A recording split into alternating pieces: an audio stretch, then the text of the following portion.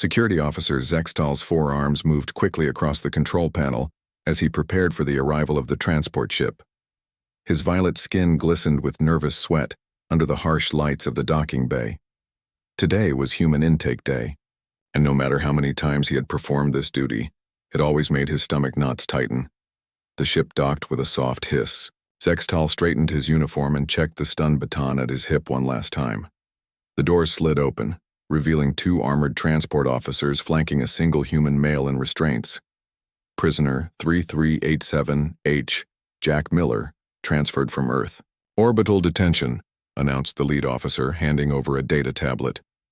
Convicted of smuggling restricted technology to the Centauri colonies. Sentence, 8 standard years.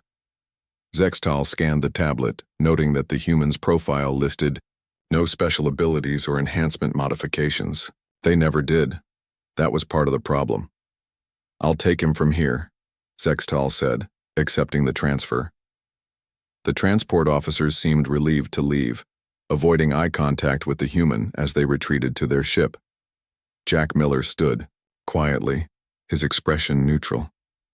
He appeared unremarkable for his species, average height with short brown hair and light skin. His eyes, however, made Zextal uncomfortable. Brown in color, but too alert, too watchful. Humans always looked like they were calculating something. Follow me, Zextal ordered, keeping a regulation 2-meter distance. You will be processed and taken to your assigned cell in Isolation Block H. Isolation? Miller asked, his voice surprisingly soft. I thought this was a mixed species facility. It is, Zextal replied stiffly. But humans are always housed separately. They walked through a series of security checkpoints, each one scanning and documenting Miller's biometrics. Other alien inmates watched from their cells as they passed. A 6-limbed Draxian with metallic scales, a gelatinous Morbidian shifting colors with its moods, a pair of telepathic Quarians with their characteristic cranial ridges. None of them required the level of security protocols that this single, apparently harmless human did. Is it because we smell bad to other species? Miller asked with a small smile that didn't reach his eyes. Zextal didn't return the smile. It's facility policy, established after the Mason incident of 2187. Never heard of it. Your government classified the records.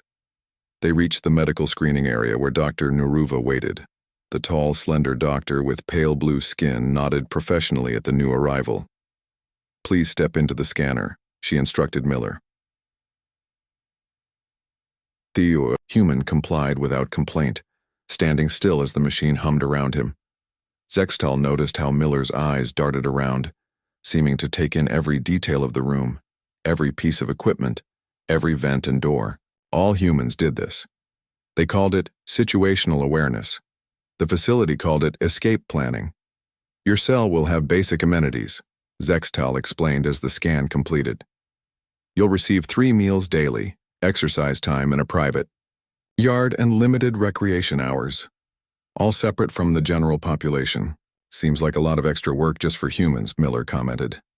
The lights in the medical bay flickered briefly. Dr. Nuruva frowned at her equipment. That's the 3rd power fluctuation today, she muttered. Zextal noticed Miller's eyes track upward to the lights before they even dimmed. Just a coincidence, surely. After processing, they walked the long corridor to Isolation Block H. Unlike the main detention areas with their transparent barriers, Block H featured solid walls with only small reinforced viewing windows. Each cell had independent power, water, and air systems. Here we are. Cell H7, Zextal said, activating the door. The rules are simple. No communication with other human inmates.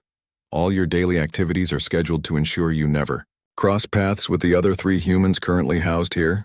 Miller stepped inside the cell, looking around at the sparse accommodations. A bed, a desk, basic sanitation facilities. Seems excessive, he said. What exactly are you afraid we'll do? Zextal removed the restraints through the security slot. As the cuffs came off, the lights dimmed again just for a second. It's not what you'll do, Zextal said, closing and sealing the door. It's what you all do together that concerns us. As he walked away, Zexatal couldn't shake the feeling that somehow Miller had already learned more about the facility and their short walk than he should have. The warden insisted these precautions were necessary. After 20 years working Galactic corrections, Zexatal had come to agree. There was something about humans that technology responded to, something no scan had ever detected. The Mason incident had proven that, and no one wanted a repeat of that disaster. Dr. Nuruva tapped her long blue fingers against the medical console as she reviewed Jack Miller's test results. The human sat calmly on the examination table, his eyes wandering around the room in that peculiar way all humans had. Always looking, always noticing. Your physical condition is within normal parameters for your species, she said, her voice melodic with the slight accent common to Andorians. Though your heart rate is remarkably steady. Most new inmates show signs of stress. Miller shrugged. Not my first time in a cell, Doctor. Nuruva made a note in his file. Humans were classified as minimally enhanced sentience in the official galactic registry. No telepathy, no extraordinary strength, no biological weapon systems like the Fractor, no natural camouflage like the Shimmer folk. Yet they required security protocols that matched those used for Class 5 telepaths and shapeshifters. I'm going to run a cognitive assessment now, she said, activating the neural scanner. Above the examination table. Please focus on the patterns that will appear on the screen. The test was standard, a series of increasingly complex patterns that most species took several minutes to solve. Miller completed them with ease, his eyes moving methodically across each puzzle. Most inmates find the fifth sequence challenging, Nuruva commented as Miller solved it in seconds. It's just shapes, he replied. Once you see how they relate to each other, it's obvious. The lights in the examination room flickered, briefly. Nuruva noticed Miller's pupils dilate slightly before the flicker occurred. She made another note. The final test measures emotional responses, she explained, changing the screen to display various images, some pleasant, some disturbing, some neutral. Miller's vital signs remained remarkably stable, regardless of the images shown. Only when a picture of Earth appeared did his heart rate increase slightly. Homesick already? Nuruva asked, just surprised to see it. Earth is restricted from most galactic databases. Nuruva hadn't known this. The image was part of the standard test suite. The door slid open and guard supervisor Krev entered. The bulky Zarshan nodded to Nuruva. Medical check complete? The warden wants this one back in his cell before shift change. Just finishing, Nuruva replied. She turned to Miller. You'll receive standard nutritional supplements for human biochemistry with your meals. Report any adverse reactions immediately. As Krev escorted Miller out, Nuruva noted how the other inmates reacted when they passed. A Medusan that had been howling continuously for 3 days fell silent. A pair of Rhizorians pressed against their cell barriers, their eye stalks following Miller intently. The high-security Tarchon in cell block D actually backed away from its viewing window. Noticed that, have you? Krev rumbled, seeing Nuruva's expression. They all act strange. When humans walk by, like they sense something we don't. Back in isolation block H, Miller settled into his cell as the door sealed behind him. Krev activated the observation panel outside. The human in H3 does the same thing, Krev commented, watching as Miller immediately began a methodical inspection of his cell, running his fingers along seams in the walls, checking the fixtures, testing the bed frame. Looking for weaknesses, or just being thorough, Nuruva suggested. 3 escape attempts from the Rigel Detention Center last year were humans, none successful, but they got further than anyone thought possible. The facility's daily status report pinged on Nuruva's tablet. 3 separate system diagnostics had been automatically triggered in sectors adjacent to Miller's transport route. Has the warden considered the pattern? She asked quietly. Krev nodded. Every facility that houses humans reports similar anomalies. Random system fluctuations, communication glitches, security protocols that fail for no apparent reason. In his cell, على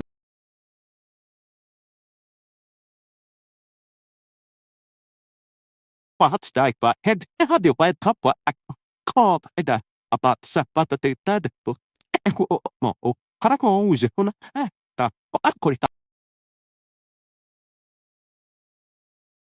But the bioscanner showed his brain activity was intense, almost as if he were processing large amounts of information. What do you think they're doing? Nuruva asked. That's the problem, Krev said. I don't think they're doing anything. Not consciously. The warden says it's like they have a relationship with technology that we don't understand. Nuruva remembered Miller's pupils dilating before the lights flickered. You mean like they can sense it? Or it can sense them, Krev replied grimly. Tomorrow we get another one, human female named Laura Green.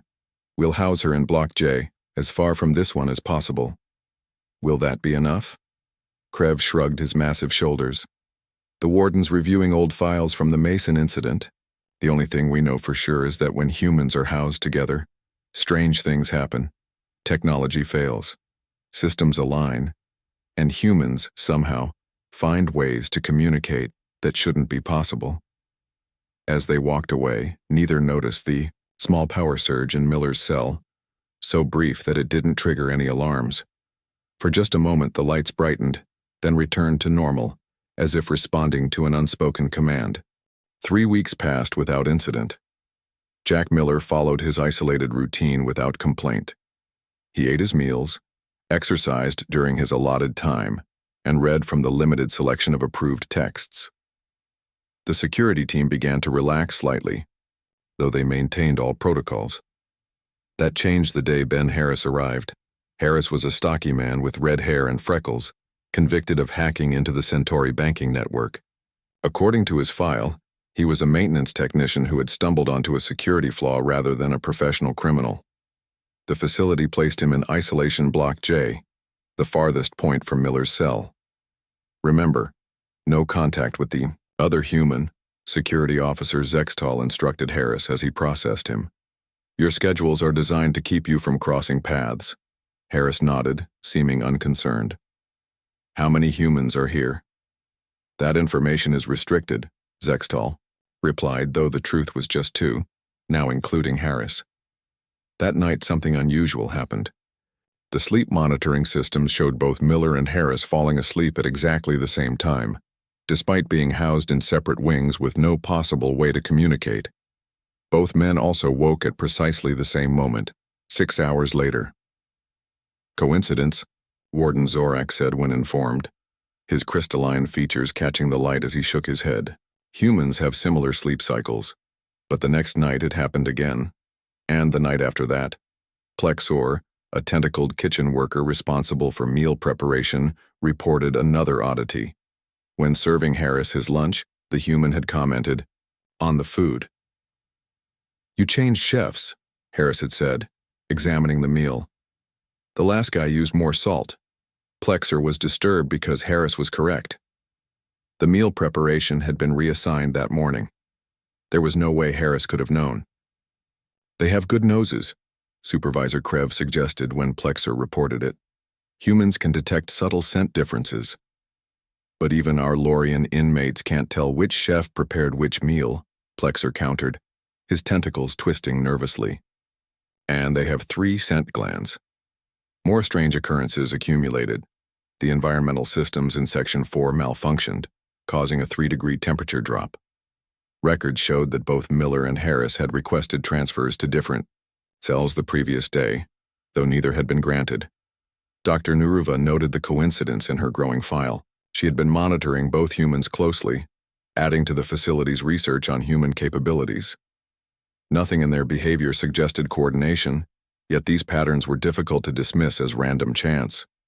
Perhaps they're communicating, somehow, she suggested during a staff meeting. Impossible, Zextal insisted. They're never in the same section. All communication systems are isolated between blocks. We even route their water and air systems separately. Yet they seem to know things they shouldn't, Dr. Nuruva countered. Harris commented on the facility's power conservation measures yesterday. That information isn't provided to inmates. Warden Zorax tapped his clawed fingers against the conference table. What about the electromagnetic field theory? The research from the Proxima Detention Center suggested humans generate subtle fields that can interface with technology. We've scanned them, Krev said. No unusual emissions detected. The facility's lights dimmed momentarily, causing everyone to look up. Third time this week, Zextal noted. Maintenance says there's no explanation. The meeting concluded with increased security measures. Both humans would be monitored more closely. All system anomalies, no matter how minor, would be recorded and analyzed for patterns. In his cell, Miller sat on his bed with his eyes closed. To the cameras, he appeared to be resting. The bioscanners showed something different. Intense brain activity, similar to deep concentration. 3 sections away, Harris displayed identical brain patterns. Between them, through the maze of corridors and security barriers, a subtle harmonic vibration traveled through the facility's systems. Too faint to trigger alarms, but present nonetheless. The power grid cycled in a barely perceptible rhythm that matched the human's brainwaves.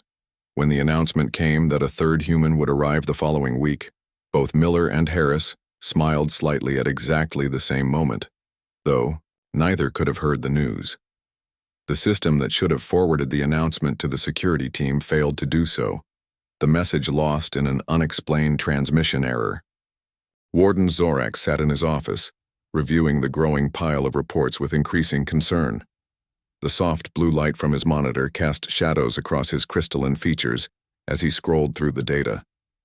The facility housed dangerous criminals from 48 different species across the galaxy, yet only humans required such extensive isolation protocols.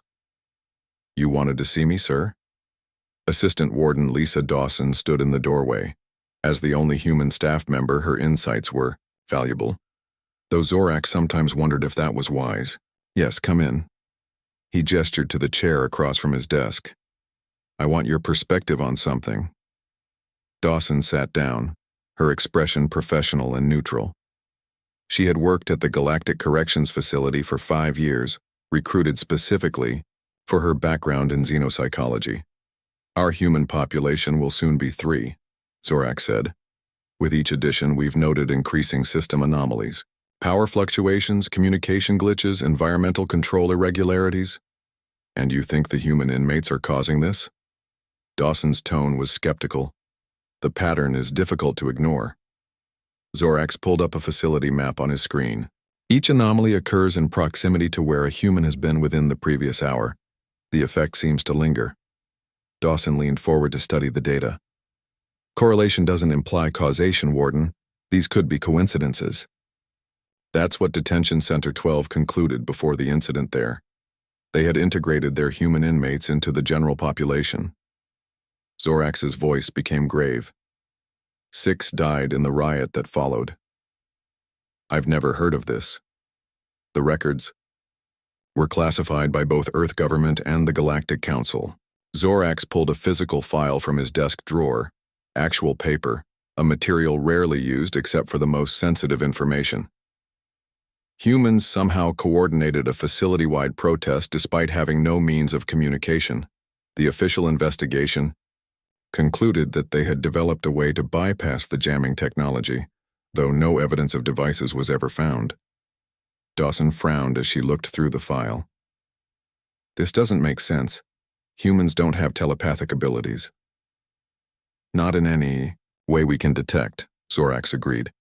"Yet the evidence suggests some form of connection, particularly in relation to technology." The lights in the office dimmed briefly. Both of them looked up. "That's the 4th time today," Zorax noted. "It happens in all facilities, sir," Dawson said. "Power grids have fluctuations. Not like this, and not in patterns that follow specific inmates." Zorax closed the file. "The new human arrives tomorrow. Margaret Wilson, convicted of data theft from the Orion Medical Repository." "Another tech-related crime," Dawson observed. "Yes, like Miller and Harris." Zorax's expression hardened. "All 3 committed crimes involving technology, yet none have formal training beyond basic levels." "What are you suggesting?" "I'm not suggesting. I'm asking, why are humans so adept with technology? Even species with twice your brain capacity struggle to match human intuition when it comes to electronic systems. Dawson shifted uncomfortably. We evolved alongside our technology. It's part of our culture. So did the Vrex, yet they don't demonstrate the same affinity. Zorax tapped his clawed fingers on the desk. I've authorized a new security measure. Each human will now have their cell systems randomized daily. Different power frequencies, different atmospheric mixtures, all within safe parameters, but constantly changing. That seems excessive, Dawson protested. These are people, not lab specimens. I'm responsible for the safety of everyone in this facility. Zorax stood, signaling the end of the meeting. If humans have some undocumented ability to interact with or influence technology, I need to understand it. As Dawson left the office, she passed Dr. Neruva in the hallway. The doctor was reviewing data on her tablet, her expression troubled. New findings? Dawson asked. Brainwave patterns from both Miller and Harris, Neruva replied. They're showing synchronized alpha rhythms despite being in different wings. It's as if they're somehow in the same mental state. Coincidence, Dawson said quickly. Humans often have similar rest cycles. Perhaps. Neruva didn't sound convinced. But I've never seen two separate beings, even identical twins, maintain such perfect synchronization for hours at a time. In their separate cells, both Miller and Harris lay on their beds, eyes closed, breathing steady. To all appearances, they were simply resting. The monitoring systems showed otherwise. Their brainwaves pulsed in perfect harmony, creating patterns that subtly matched the electronic frequencies running through the facility systems. The arrival of Dr. Alan Fletcher caused a stir among the facility staff. Tall and thin with gray hair at his temples, Fletcher carried himself with the confidence of someone used to having his questions answered. His credentials from the Galactic Science Academy were impeccable. His research on cross-species rehabilitation techniques widely respected. We're honored to host you, Doctor, Warden Zorax said as they walked through the administrative section. Though your request to study our human inmates specifically is unusual. Humans represent a unique challenge in rehabilitation, Fletcher replied smoothly.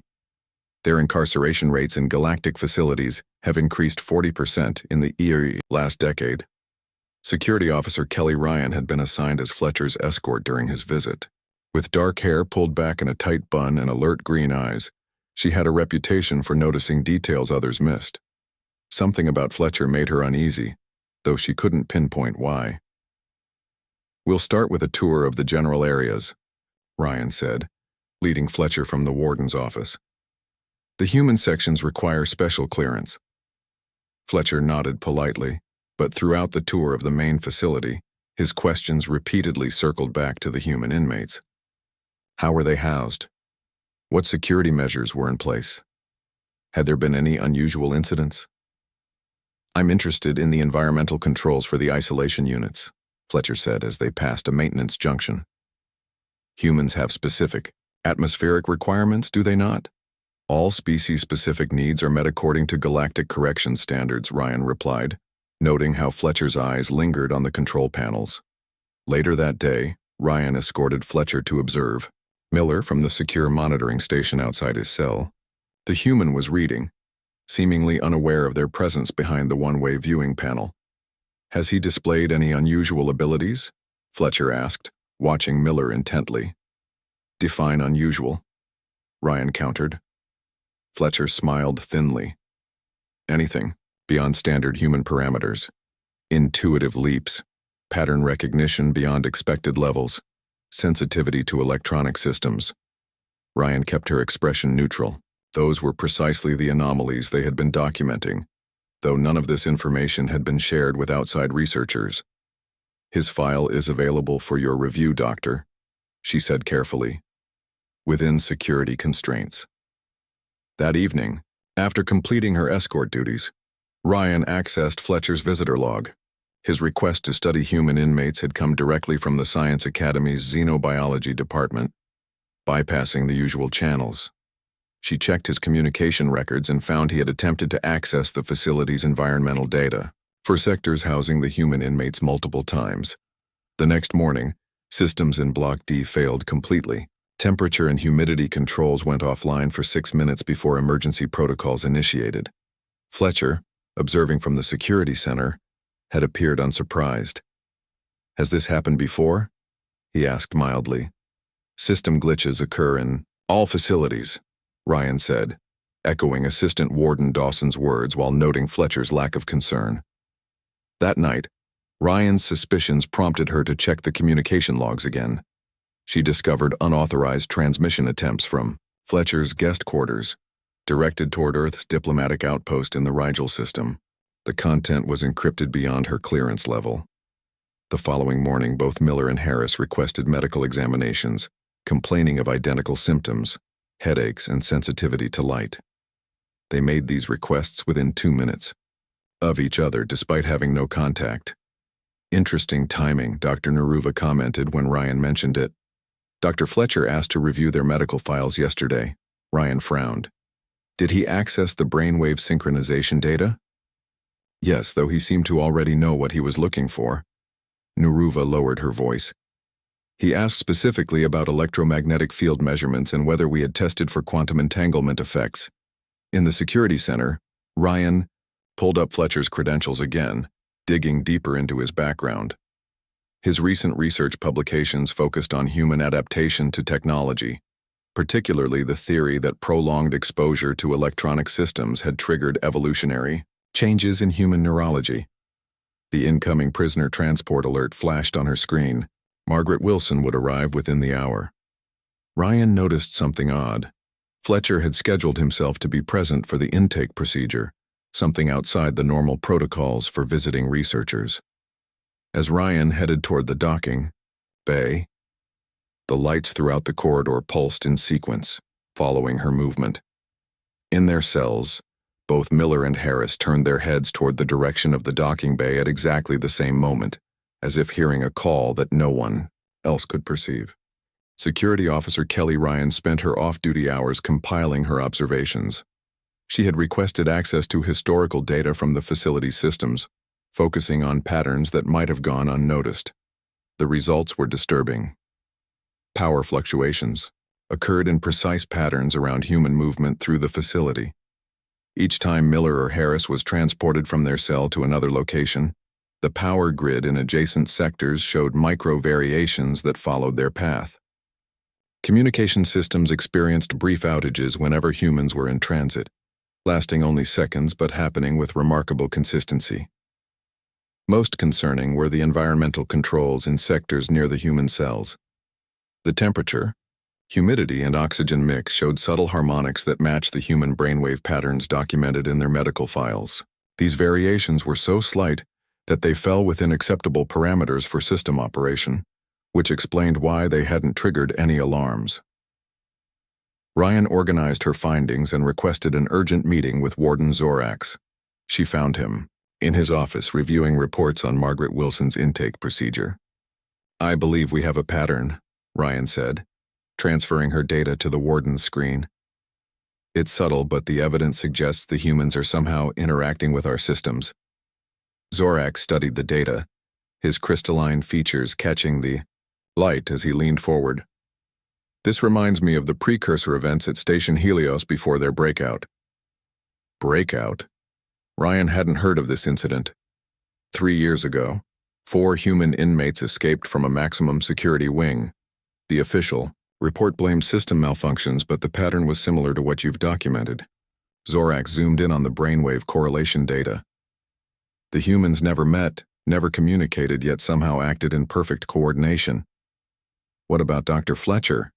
His interest seems too specific to be coincidental. I've contacted the Science Academy directly. They confirmed his credentials but were vague about the exact nature of his research. Zorax's voice lowered. I've ordered additional monitoring on his communications. The door chimed and Dr. Naruva entered with a troubled expression. We've completed Wilson's intake procedures. There was an incident. What kind of incident? Zorax asked sharply. During her biometric scan, all facility systems underwent momentary synchronization. Power, environmental controls, communication networks, everything aligned for 3.4 seconds. Ryan felt a chill. That's not possible without central override commands. No override was detected, Nuruva confirmed. The systems appeared to harmonize naturally. Zorax stood abruptly. Where is Fletcher now? Observing Wilson's cell. Assignment in Block K, Nuruva replied. He seemed very interested in the system event. Too interested, Ryan murmured. Sir, I recommend we review the classified files on human technological interaction. There must be more documented cases. Zorax nodded grimly. Access granted. Use my personal terminal in the secure room. He turned to Nuruva. Doctor, I want continuous brain activity monitoring on all 3 humans.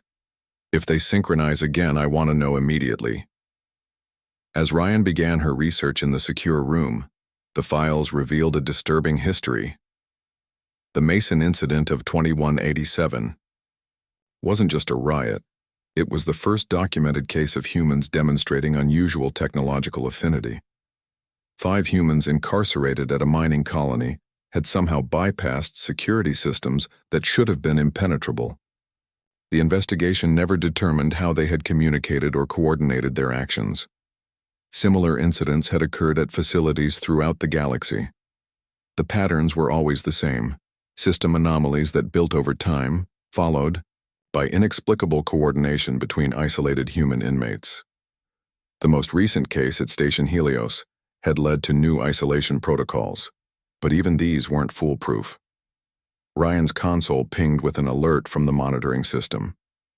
All 3 humans were now showing identical brain activity patterns despite being housed in separate wings. On her screen, a facility-wide power diagnostic showed subtle fluctuations moving between the 3 isolation blocks like invisible currents. In Block J, Ben Harris sat motionless on his bed, eyes open but unfocused. In Block H, Jack Miller stood, by his viewport, hand resting lightly on the wall near a power conduit. In Block K, Margaret Wilson had just placed her palm against the environmental control panel in her newly assigned cell. None of them moved, yet the systems around them pulsed, with activity that no sensor could quite pinpoint. The emergency meeting called by Warden Zorax included all senior staff, plus Chief Engineer Pedro Sanchez, who had been summoned from his off-duty rotation. Sanchez was a stocky man, with weathered features and hands that showed years of practical work.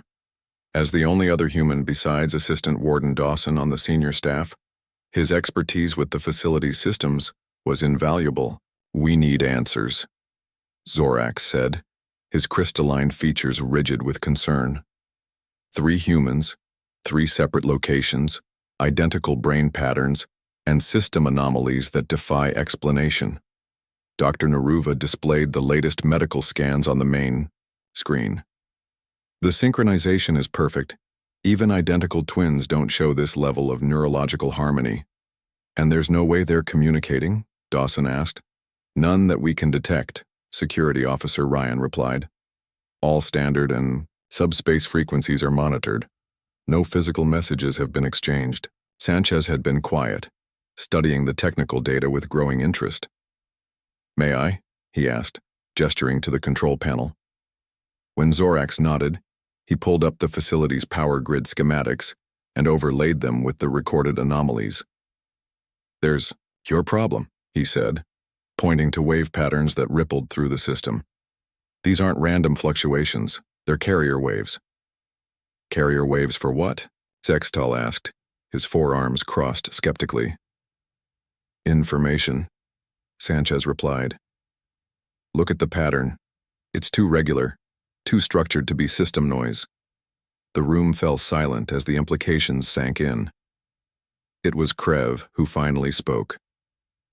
Are you suggesting the humans are talking through our power grid? Not exactly. Sanchez zoomed in on the data. I don't think they're consciously communicating. This is more like resonance. Their brains are somehow in tune with our electronic systems.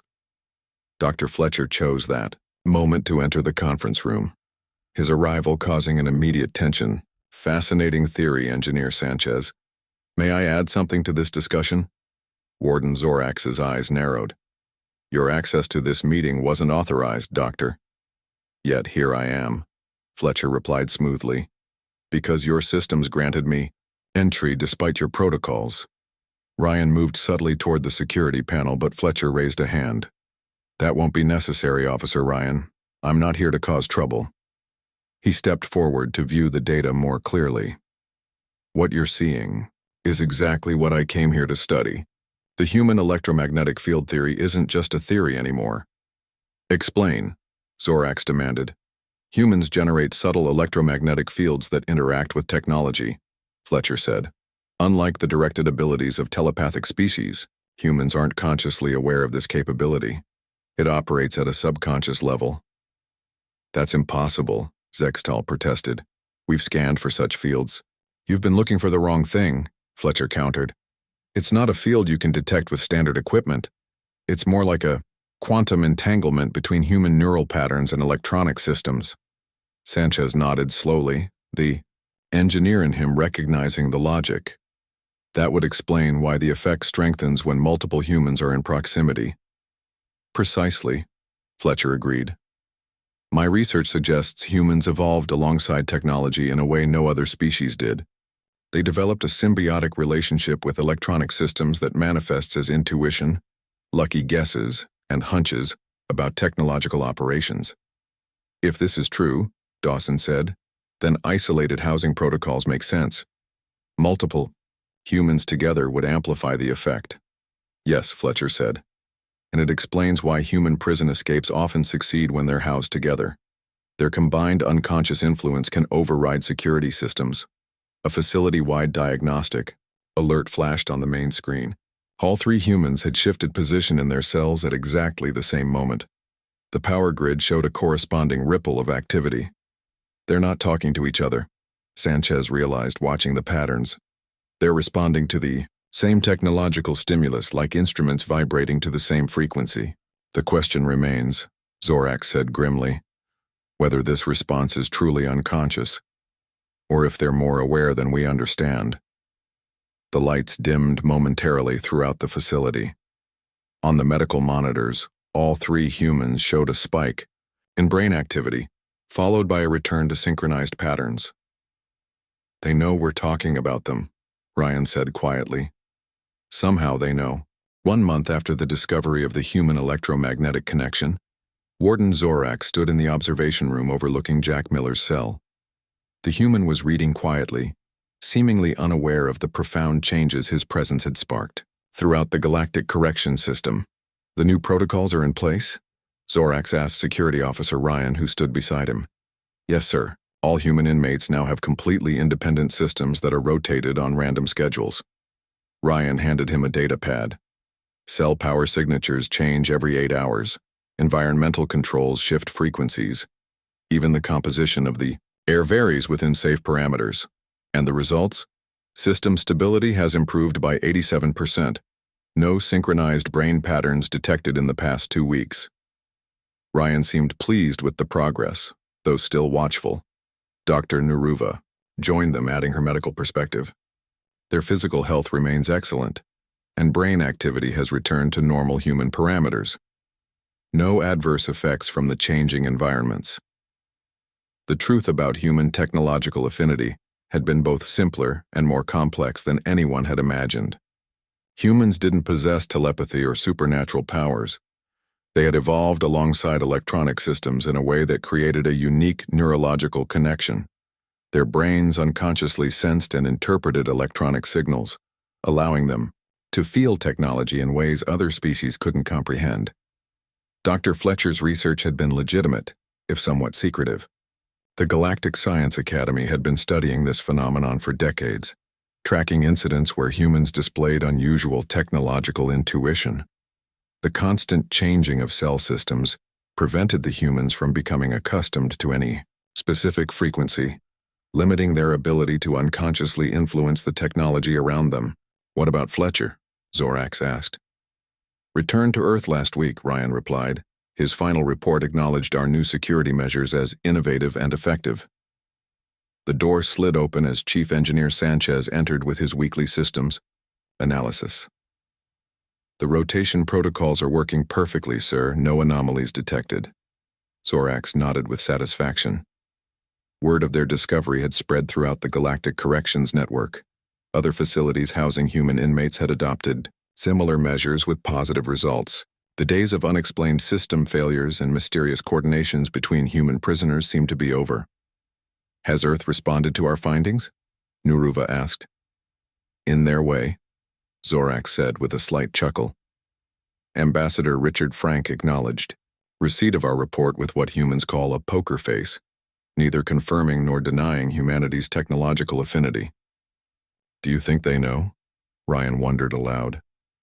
About their connection to technology? Some must suspect, Sanchez offered. It would explain humanity's remarkably rapid technological advancement. Their intuitive understanding of electronic systems has always puzzled other species. In his cell, Miller turned a page in his book, unaware of their discussion. The humans continued their routines, separated by design, their unconscious influence on technology carefully managed and contained. Later that cycle, Warden Zorax filed his final report on the matter. The document detailed the facility's findings, the new security protocols and recommendations for all institutions housing human inmates. As he prepared to transmit the file, he added a personal note. Perhaps humanity's rapid technological advancement was never about intelligence alone, but something far more interesting. They don't just use technology. On some level, they communicate with it. This connection appears to strengthen when multiple humans are in proximity, explaining why human inmates must always be housed in isolated units with independent systems. While this ability seems largely unconscious, we would be wise to remember that humanity's relationship with technology continues to evolve. What is unconscious today may become deliberate tomorrow. On Earth, in the Human Embassy complex on the Galactic Council headquarters world, Ambassador Frank reviewed the security footage from the detention facility with several military advisors. None of them spoke as they watched the synchronized brain patterns of the three inmates. Should we acknowledge the findings? An aide finally asked. No, Frank replied calmly. Let them believe it's unconscious. In 3 separate cells across the galaxy, Jack Miller, Ben Harris, and Margaret Wilson all smiled slightly at exactly the same moment.